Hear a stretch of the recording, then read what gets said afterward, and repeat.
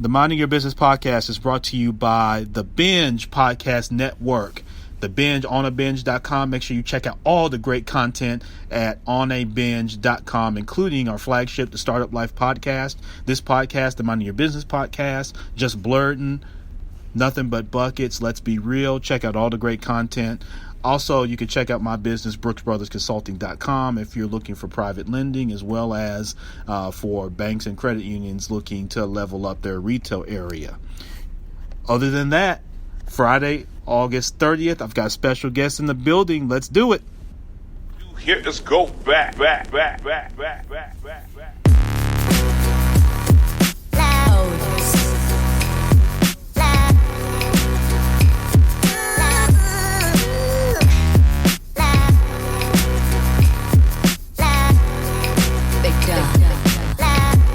All right, I'm your host, Champ Ron. This is the Minding Your Business podcast on August the 30th of Friday. It's been a phenomenal week. There's been chicken wars between Popeyes and Chick-fil-A. Hurricane Dorian is heading its way to Florida. But I'm so glad that you could be with me on today. And we've got a special guest, Kanessa Muluneh, with Kanessa.net and KanessaMuluneh.net, as well as she's the founder of the Queens Football League, and a great client of Shay Brown, who is a friend and colleague here with the Minding Your Business podcast, as well as the Binge Podcast Network. And she's the host of Skills and Heels, which is coming to you very soon. But she's the proud founder and owner of Royal Kingdom PR firm. And so we are bringing Kanessa on. So, Kanessa, are you there? I'm here. Excellent. So glad to have you join the Minding Your Business podcast, and we're going to jump right into it. I hope everything's been well, and excited to have you on the show. Thank you so much for having me. Yeah, absolutely. So, Kanessa, let's get right into it. Tell us about kind of your pathway to, where you are today and, how you got there. I think many of the audience has been able to read up on your background, and they're very intrigued and very excited to hear from you today. So, what's your journey? Kind of tell us a little bit of your story. Well, I was born in Ethiopia 28 years ago. Okay. And, my whole family is from Ethiopia. So, my parents, everybody grew up there. They basically, 25 years ago, they were forced to leave the country for political reasons. And, it wasn't a decision they wanted to make. But, like I said, they were forced to, and they brought me with them. And to this day, I'm very thankful for their choice, because they sacrificed a lot, and they had to go through like the worst time. At least for them, it was the worst time. And my mom still says to this day, if I had a choice, I would never leave the country. But looking back now, I think it was, for me at least, it was the best decision, and also for them, because it gave me opportunities. It gave us opportunities, and they fought for me basically, and I'm so grateful for that. And that's just one of the best things someone could do for you. And I always say that's one of my drives. It was for a long time. It was my only drive to, return the favor. But, now these days I have an almost 2-year-old, and I'm currently pregnant.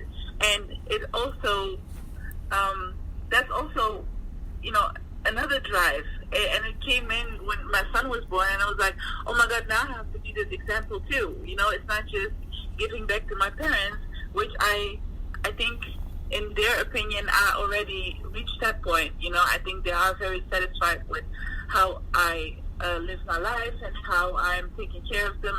At least I hope they are. But now I have children. I mean, the second one is coming up, but I have 2 children in a few months, and I have to be an example too.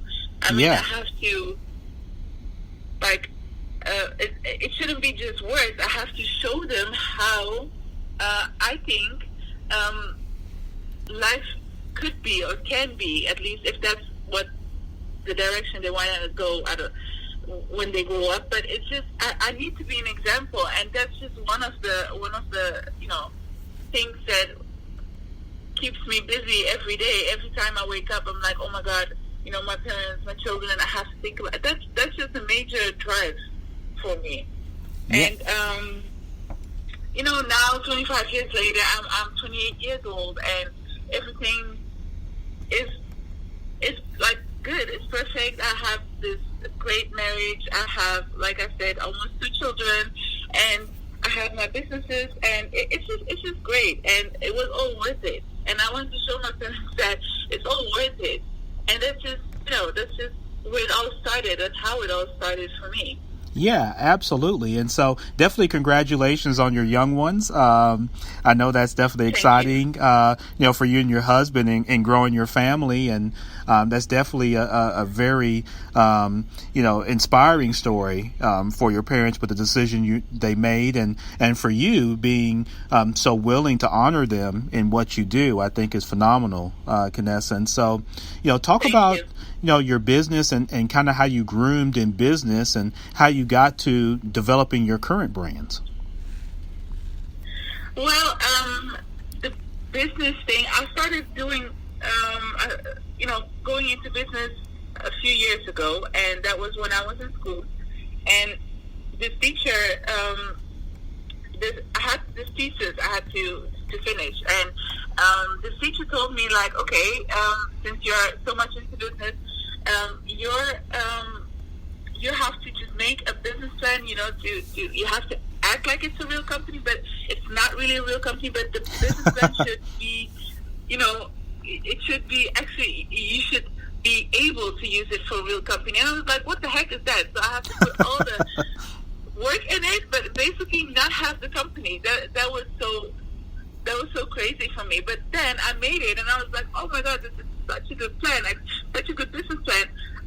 I have to do this. I have to at least try, if it's real or not, if I could make this into something real or not. And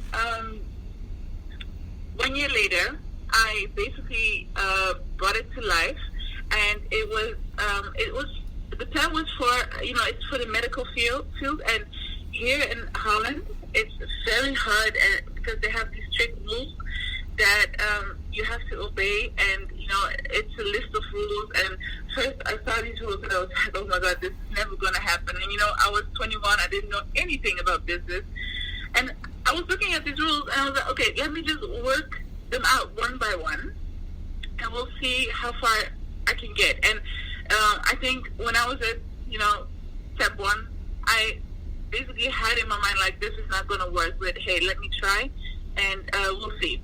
But it worked out at the end. I created this company, and it was made for, we have these, we call them house doctors. They are basically the first doctor you see when you get sick. And you call them, and their assistant picks up, and most of these assistants were women. And because of many reasons, they call in sick.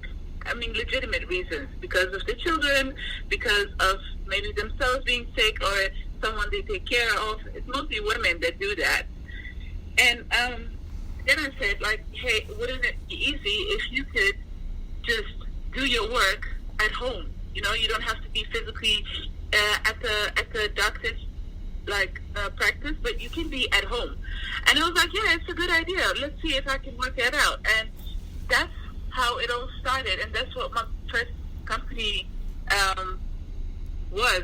And I was 21 when I started it, and 1.5 years later, I sold the company. Yeah, and so in selling the company, Kanessa, how did that come about? Did buyers come to you, or were you actively looking to sell it, or kind of how did that work? No, I didn't, because I had no idea what I was doing, and I pitched my idea. I remember I pitched it, and we have these insurance companies here in Holland are very powerful here. They have a lot of power over basically the whole medical field here, and when they see something come up like that, it's like a threat. I think, to them. That's how they saw it.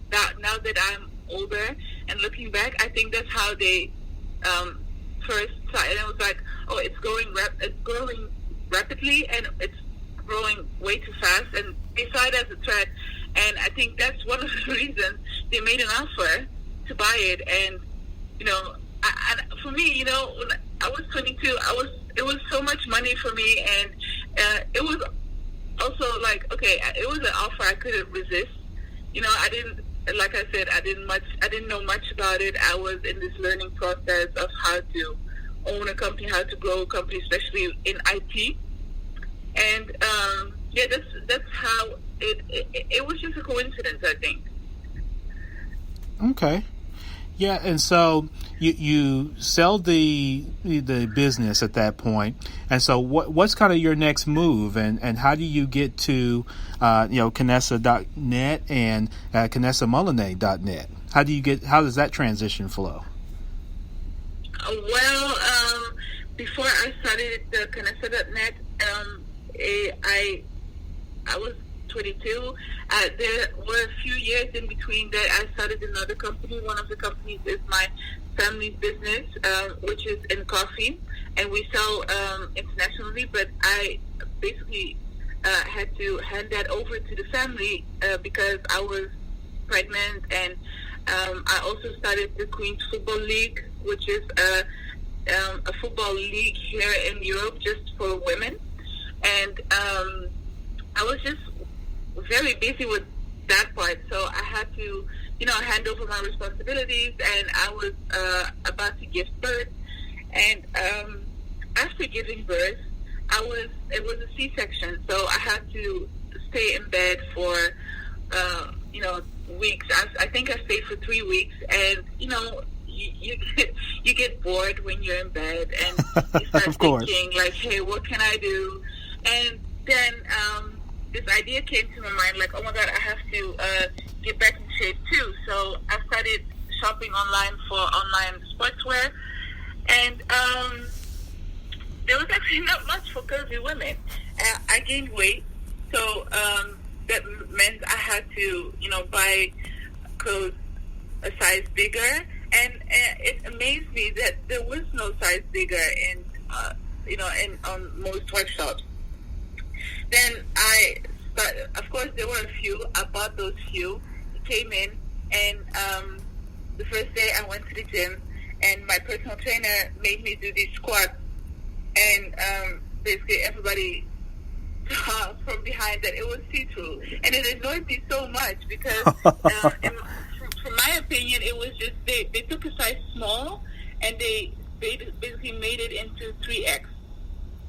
Oh wow! And that was just, they made it bigger.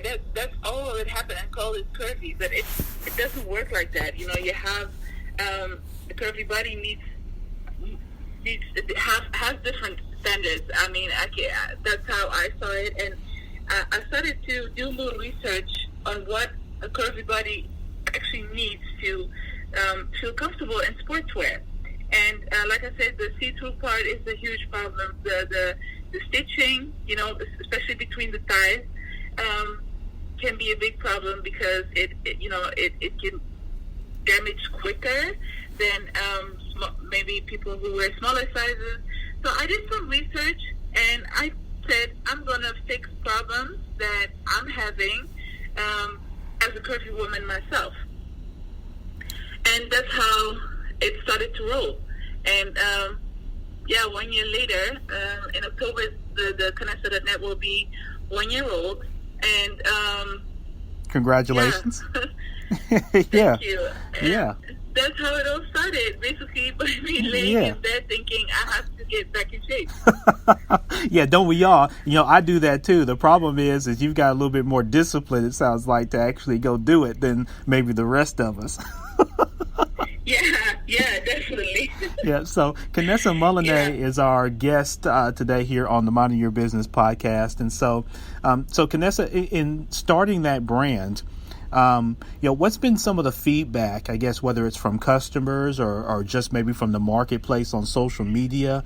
I know that anytime you start something that, whether you want to give it the label plus size or just for, more curvaceous women, that sometimes that can rub some people the wrong way or make some people a little insecure or whatnot. Have you ran into any of that kind of feedback as you've launched your brand?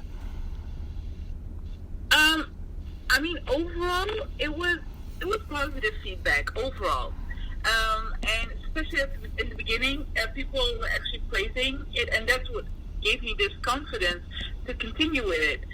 But not all feedback is positive, and it's not. I understand what they're saying. Especially let me start with the negative feedback I got. That was first someone started to say like, hey, this is just promoting obesity, and do you know what obesity is, and do you know what can cause, and it can harm the people, and blah blah blah, and they start throwing these words like you guys have diabetes and you guys have high blood pressure, and I don't know what I heard. It was just bad, and that was totally not the idea behind the brand. In my opinion, it was more, I was giving those people a solution to start a better lifestyle, to start exercising, to start, getting healthier.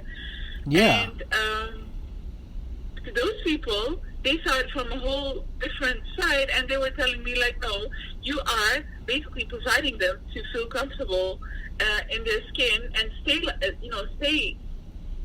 big, or in their words, they call it fat. And I was actually shocked that people could look at it that way. It's basically sportswear that promotes sports, exercise. And but I think you'll always have these negative comments and thoughts.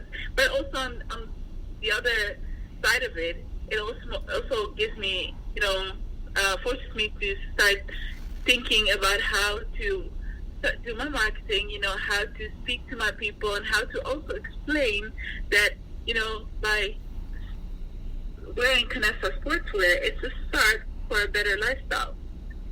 And, but yeah, the feedback hasn't always been good. Yeah, and that can happen. I think that happens, Kanessa, with virtually any business, right? I mean, there's always going to be naysayers, and I can't even really make the connection between, people thinking that it would tie to promoting being unhealthy when being healthy was the whole premise behind what you were doing. So who understands what those people are talking about? Yeah, who cares? You've got a successful brand, and you're doing the right thing. So, so as you're kind of growing this particular brand, and you're coming up on an anniversary, what's next? What do you see as your next steps, or maybe some things that you're working on for the brand that'll be coming up that people can look out for? My next step, like I said, these negative comments really made me think. I wanted people to like basically force themselves to live a better lifestyle. Being curvy, it's something you shouldn't be ashamed about. It's something, it's this whole body positivity movement. I like it, I love it, and you should feel great in your own skin. But I think there is there is a need of extra information, and by that I mean information like being curvy is okay and fine, but you do need to exercise on a regular basis. And I was also thinking maybe my personal trainer always tells me, Kanessa, you don't have to lose weight if you don't want to, but at least adjust this and this and this to prevent high blood pressure. Right. Because he sometimes sees me eating and he's like, it's all fine, Kanessa, but you have to balance. It's all about balance.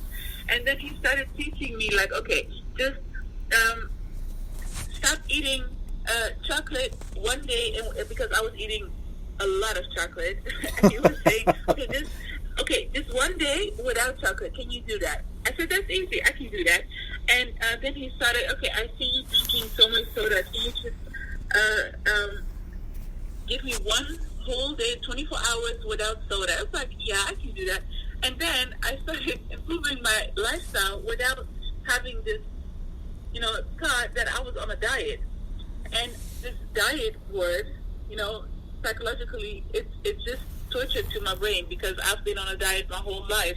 And nothing has worked because I always felt like a failure after I cheated, basically, on my own diet. And that's how I was thinking, like, maybe I need to provide people with the same information, like, hey, being curvy is fine, but we need to start thinking about the side effects of being curvy, especially on, when you're getting older. We just need to make people aware, and it's not about losing weight. No, you don't have to lose weight. You just have to be healthy. That's all. And being healthy means exercising every now and then, and balancing your food. And it's not about not eating McDonald's or whatever you like to eat. No, it's just keep it like I said, balance.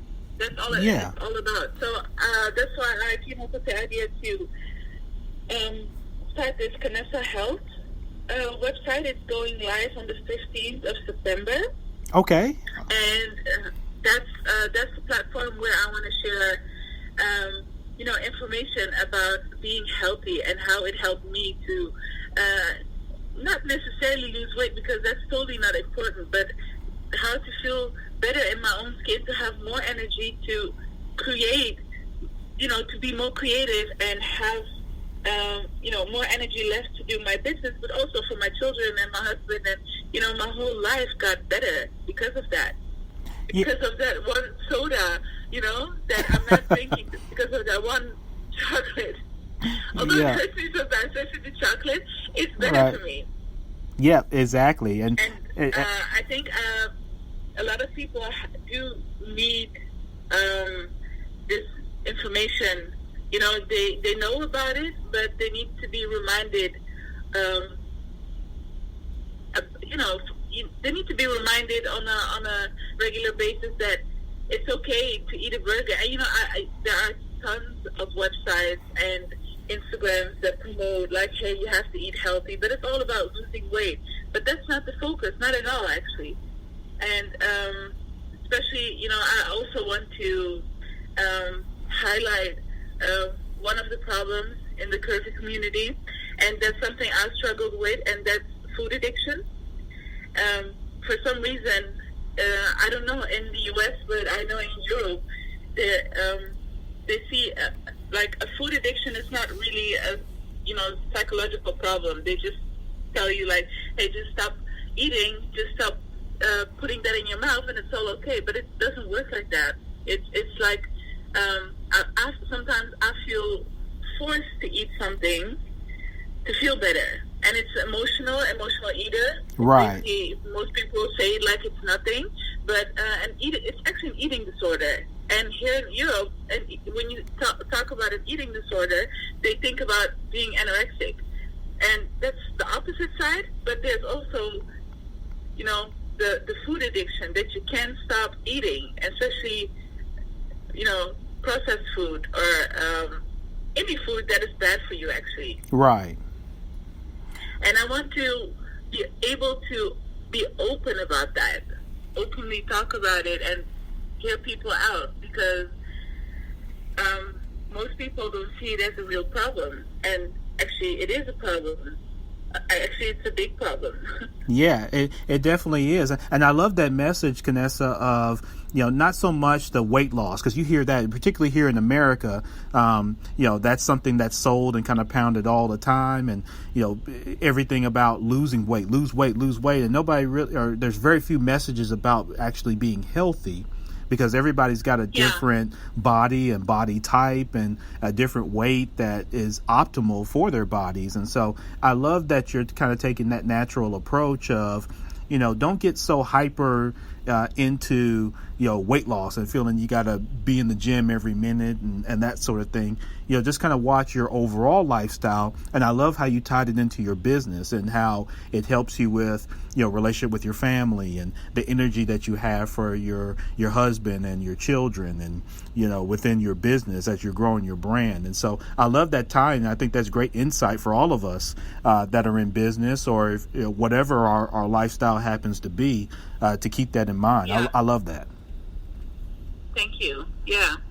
Yeah, and so I love it too.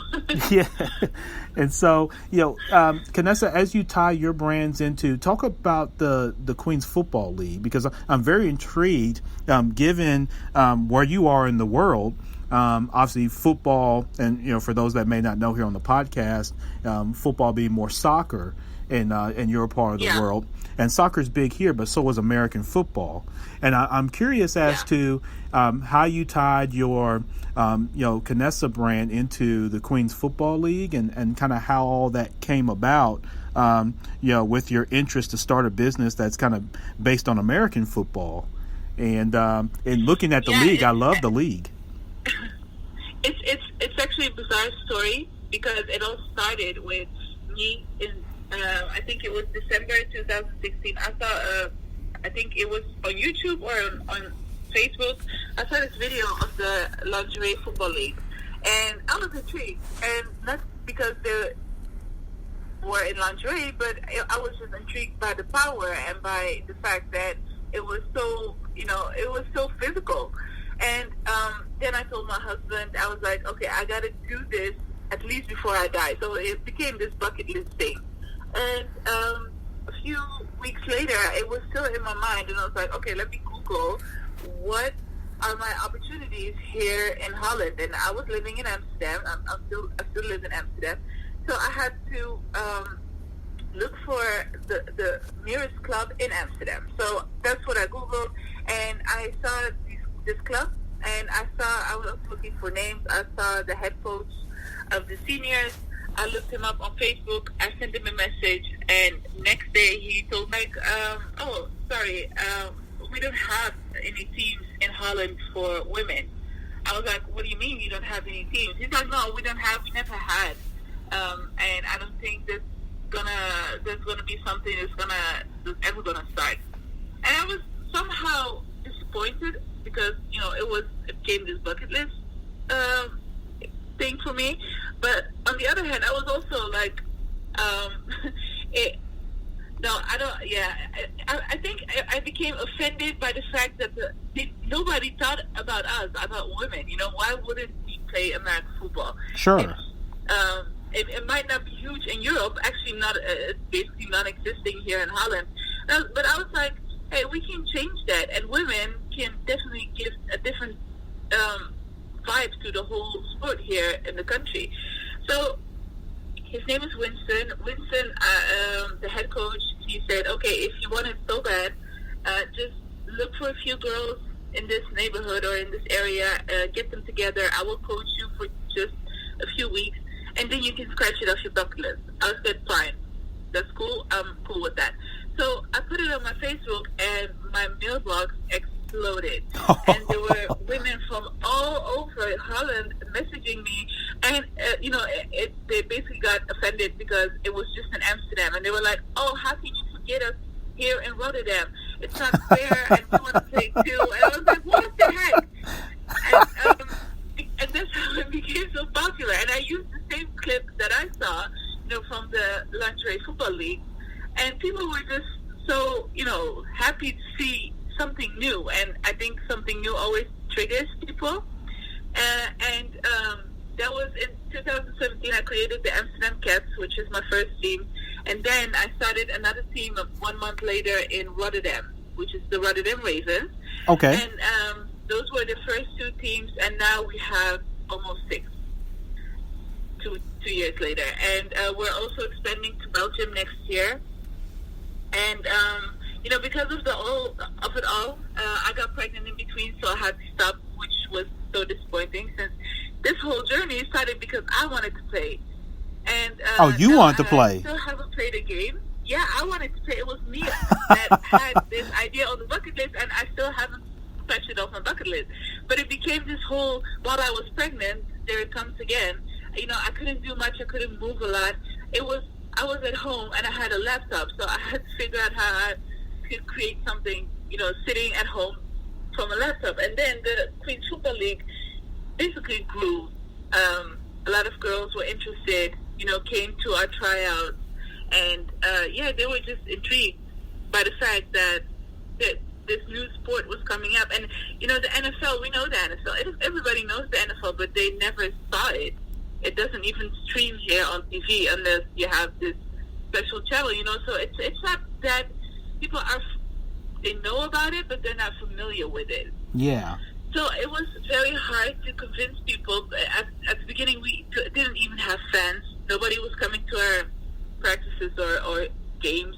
But, you know, now they start hearing about it more, and our marketing is actually also growing. It's just better than a few 2 years ago. You know, we understand it more, and people are starting to, you know, see. They see us. I think that's what I'm trying to say.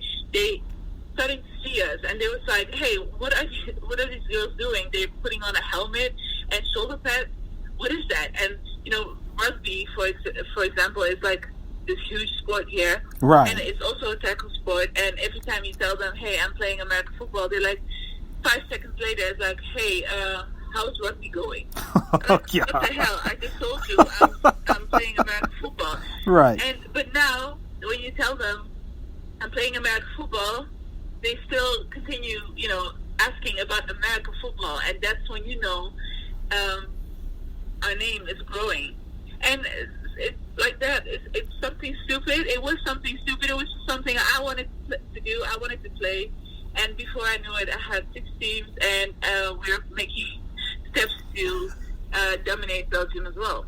Yep, definitely. And so, Kanessa, who designed the uniforms? And let's talk about uniforms real quick, because when you mentioned the lingerie league, one of the pushbacks that I had, and I think many others, maybe you had this as well, was the uniform, and that using sexuality as the attraction, which, again, in America, I get that. That's, you know, in some ways that's the American way, unfortunately, is to utilize sexuality in that. You know, so how were you able to, you know, kind of rise above that, and who designed the uniforms that the ladies play, you know, in terms of for the league?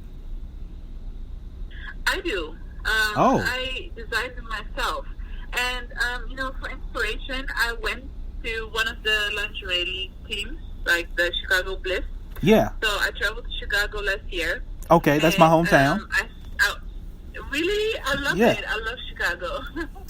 So cool. It's an amazing city. So, but I went to see them, you know, during practice, and I just looked at them. I talked to them. I was like, "Can you just give me one good reason why you are dressed like that? I mean, is it really necessary?" And the head coach and one of the players said, "Yeah, but if we don't do this, women don't get the attention in sports."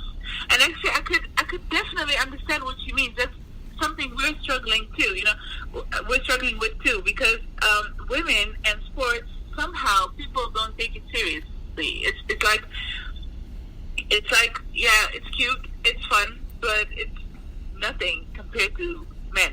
Mm-hmm. And that's why they started in lingerie, and now they have enough audience. I think all over the U.S. they have a few teams, and they actually get noticed enough now to at least wear leggings. I think they're not in lingerie anymore. Okay. I think they're wearing leggings now, but they still have like a bra on top.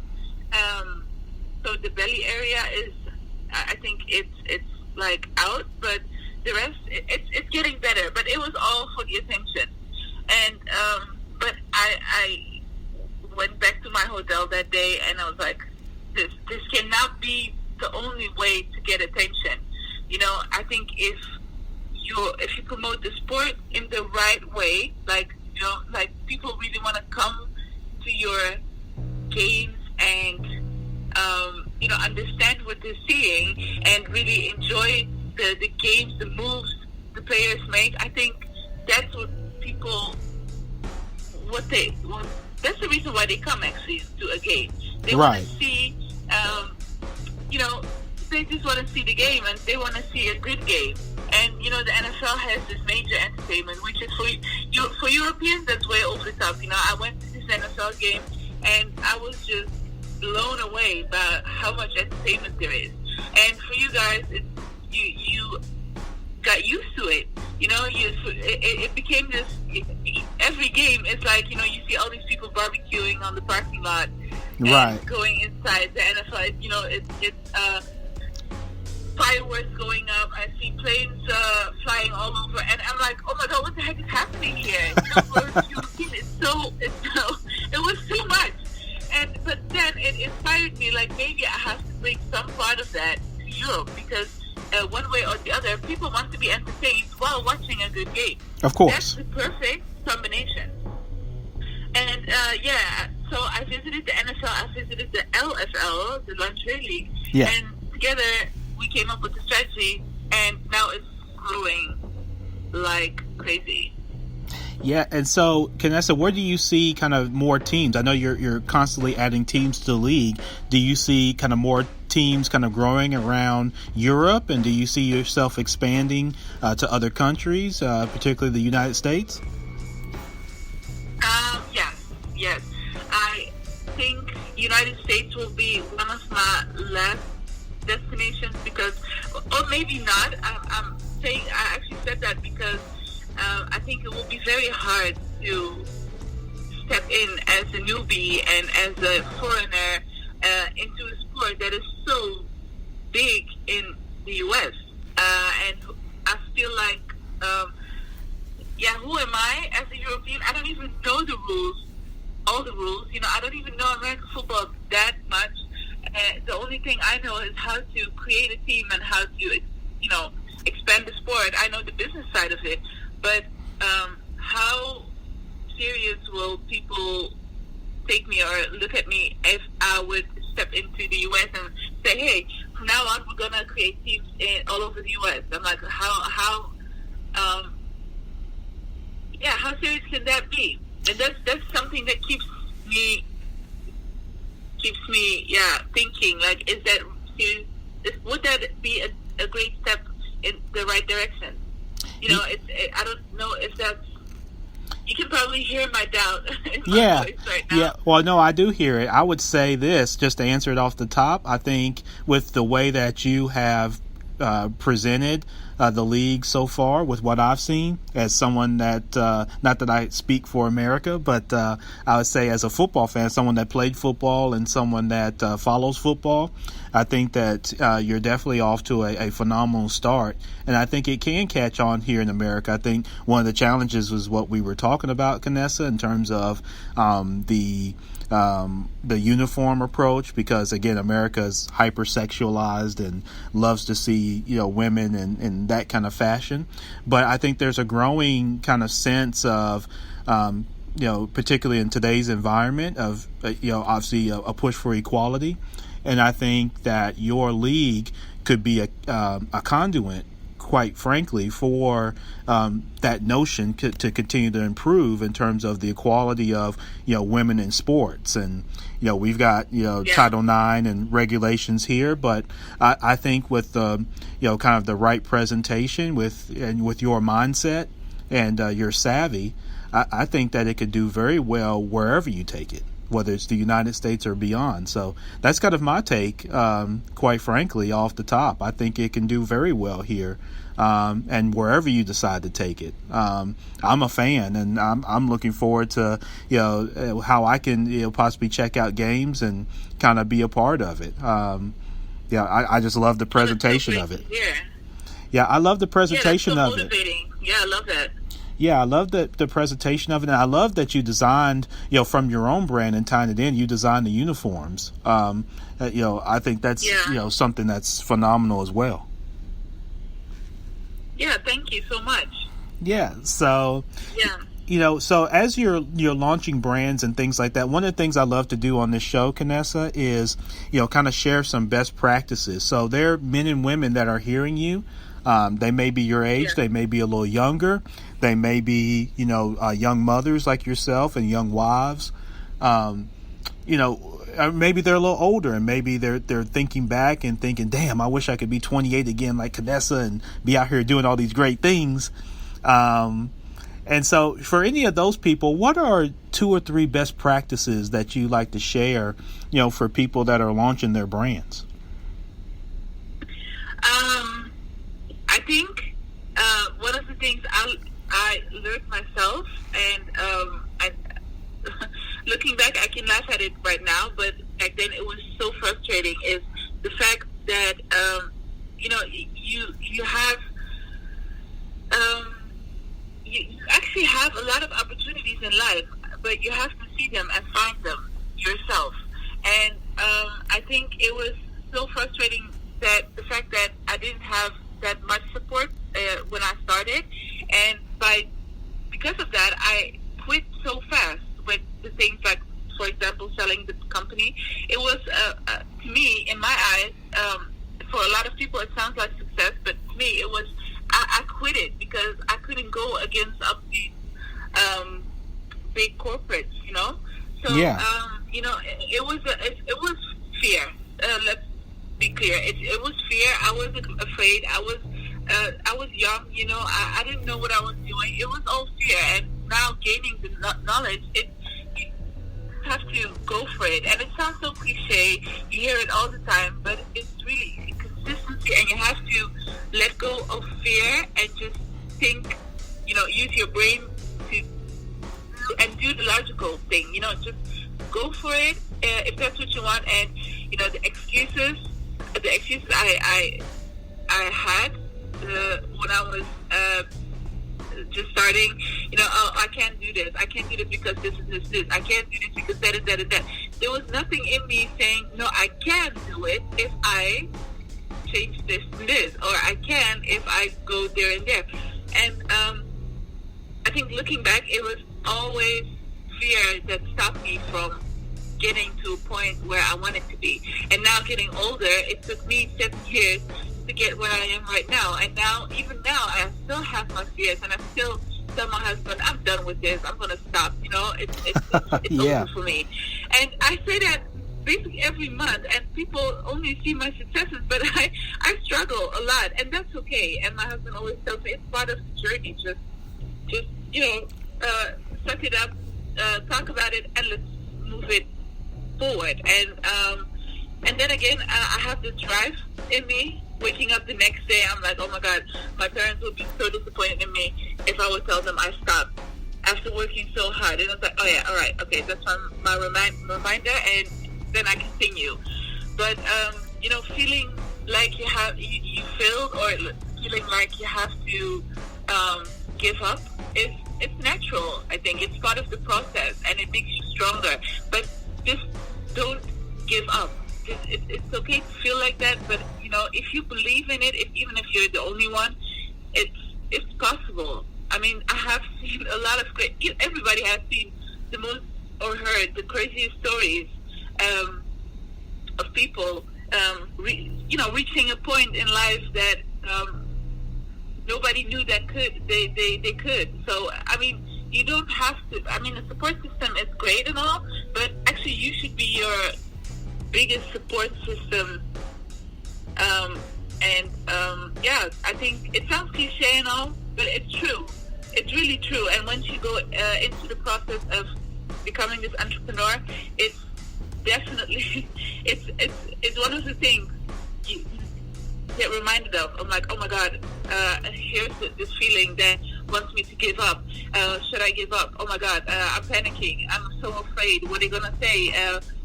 It's just don't. Just take a deep breath and go through that feeling, examine the feeling, and think about it, like, why am I feeling this way? And it's okay to feel like that, but next day just pick yourself up and go for it again.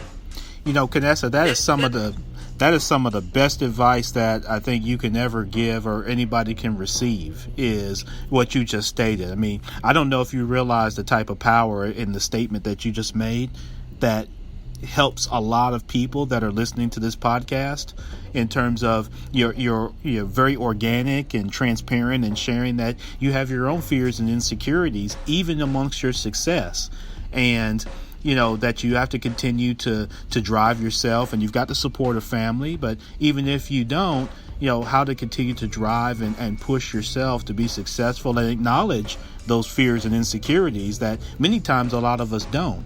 And so I appreciate you sharing that, because that touched me when you said that. And I think people listening are going to be touched, and they are touched by what you just said. So Kanessa Muluneh is our guest today, all the way. Now you're in Amsterdam, is that right, Kanessa? Yes, I'm in Amsterdam, in Holland. Yes. Yeah, excellent. And so she's joining us all the way from Amsterdam, and we really appreciate it. Last thing, Kanessa, how can people get in touch with you? People who want to follow you, people who want to be supportive of what you're doing now and in the future, how can they connect with you? On social media, I'm most active on Instagram and Facebook. You can type in Kanessa Muluneh, and you can find me. You can also just go to Kanessa.net and see the social media links right there. And literally everybody is welcome to email me if they want some advice or anything, whatever it is. My email is very simple. It's Kanessa@KanessaMuluneh.net. So you can also go to my blog, which is KanessaMuluneh.net. I'm easily reachable. Well, that's good. Well, at least for now, until you become the big commissioner of Queens Football League, you'll be bigger than Roger Goodell at that point with the NFL. Well, I think if I would reach that point, if I would reach the point that I couldn't talk normally to people around me, I think I would pass that level of the thing that I was telling you about making my parents proud. I think if I would tell my parents, like, I don't have time to speak to people, I think it would work the other way. I think my parents are more proud of the fact that I'm staying down to earth, and I have to, because that's the way they raised me. And if I would reach a point and say, okay, Mom, no, I'm too busy, I cannot talk to people, especially people who want advice and who want to grow. And she always taught me, you have to share the knowledge you have, and you have to share everything you have. I hope I would never reach that point. I hope I can, success, yes, but I hope I can stay in a place where I can see people on the street or get emails and just reply to them and help them. Because I wish I had that chance. I wish I had someone I could reach to and say, hey, I'm struggling with this. How can I fix that? And, I want to be that person one day. Yep, definitely. Most definitely. And that's a nice way to kind of cap it off. I love your humility, Kanessa, as you're growing in success. Even with your successes now and your successes in the future, if you keep that type of mentality, there's absolutely no limit of where you're going to go and take your brands and be that beacon of light for your family. So listen, Kanessa, I can't thank you enough for taking time out to be on the Minding Your Business podcast. I know you're extremely busy. Best wishes to you and your family, to your husband, to your children, to your little one that's on the way. I've got 3 little ones, so I know exactly how that is in preparing to expand your family.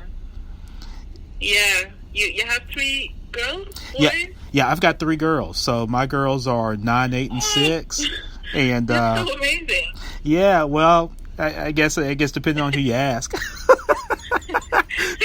But no, my wife and I, we've been together 12 years, and like I said, we've got 9, 8, and 6. They're all sweethearts, and I do have a guide dog.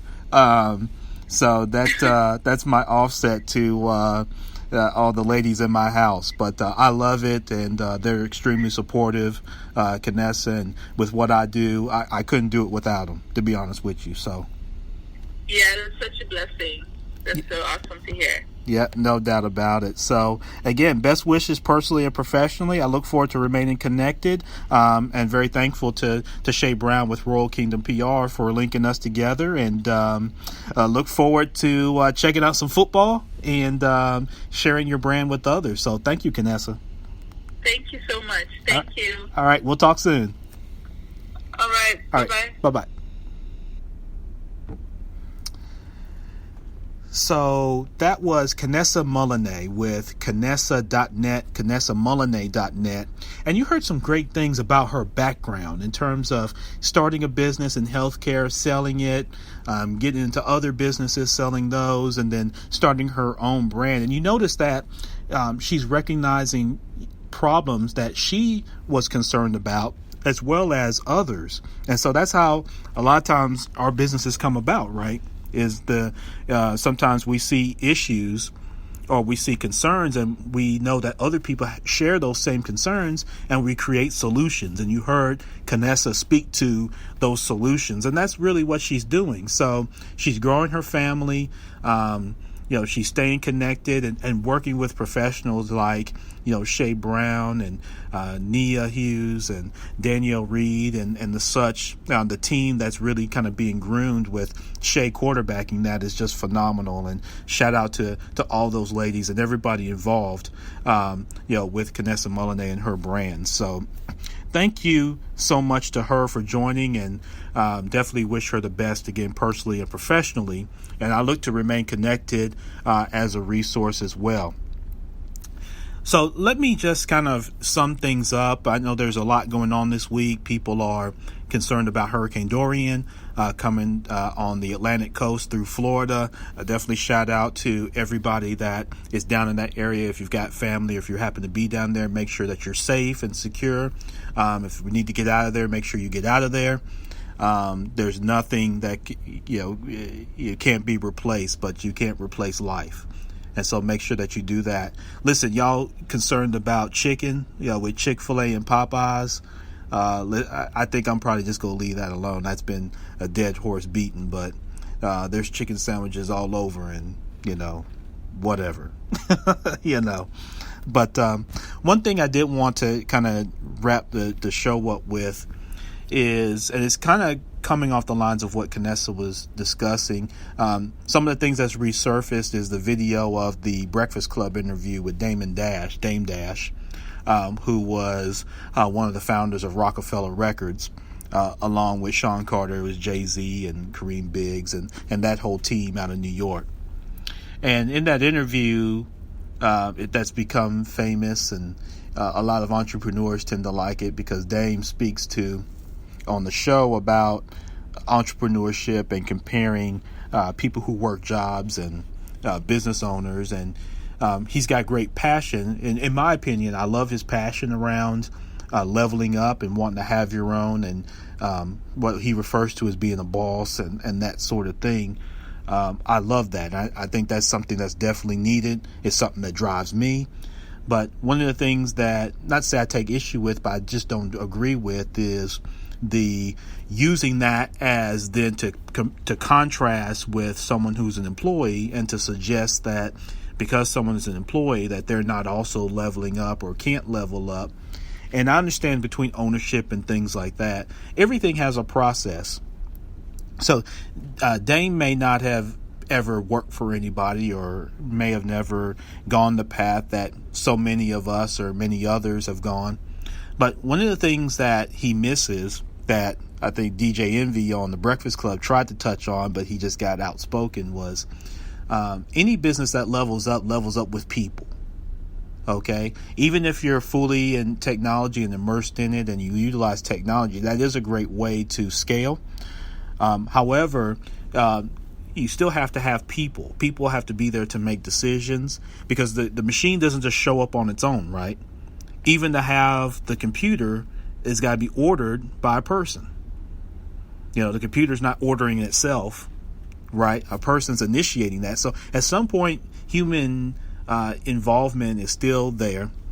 And in order for a business to scale, you're still going to have to leverage people, and, everybody's got a different path. I've said this on this show that, it would not work well. Entrepreneurship wouldn't work if everybody's an entrepreneur. You know why? Because no business would ever scale. All everybody would have is, it'd be like in the ancient times where everybody's just got a booth set up and, one person selling pears, another person selling apples, and everybody's selling something. And nobody's really producing anything to make anything more. And so it creates a very poorish economy. Now, I know we all have our concerns and things like that for capitalism, and I don't even have the time to get into all that. But, just be leery about adopting that mentality of putting the employee down, because, the economies work when you have people that are helping build ideas and helping build businesses, right? And many people take that route. Okay, so I always challenge people to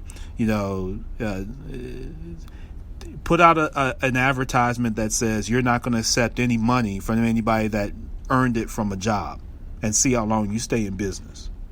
When you get retail people that'll say crazy stuff like that, like, oh, you got to be a boss and you got to do this. Okay. Put up a sign that says you only accepting money from someone that has a business, not self-employed, because that's a created job. That's a business owner. That's truly a business owner. That's the only money you'll accept, and see how long your doors stay open. All right. That's my challenge. It stands. I've had nobody take me up on it. Funny enough. Right. So anyway, be careful about that mentality. We all have a role, and there's a process and a journey. As you heard Kanessa talk about her journey, there's a journey for all of us to travel. And so to put anybody else's journey down because of how you feel about yours, I think is short-sighted. And that's my opinion. That's from Champ Ron. You can tell him I said it. So listen, we had a phenomenal show. It was great to have, again, Kanessa Muluneh on the show. Kanessa.net, KanessaMuluneh.net. If you want to book her, you want to connect with her on social media through her sites, and through Shay Brown with Royal Kingdom PR. Listen, thank you all so much for joining. I appreciate your participation. Like, share this podcast with 10 of your friends and 5 of your enemies. And make sure you come back here. We're going to be back again next week for episode number 107. We're continuing to move the train down the tracks. So thank you all. Have a great weekend, great holiday weekend with Labor Day. Be safe and go be great.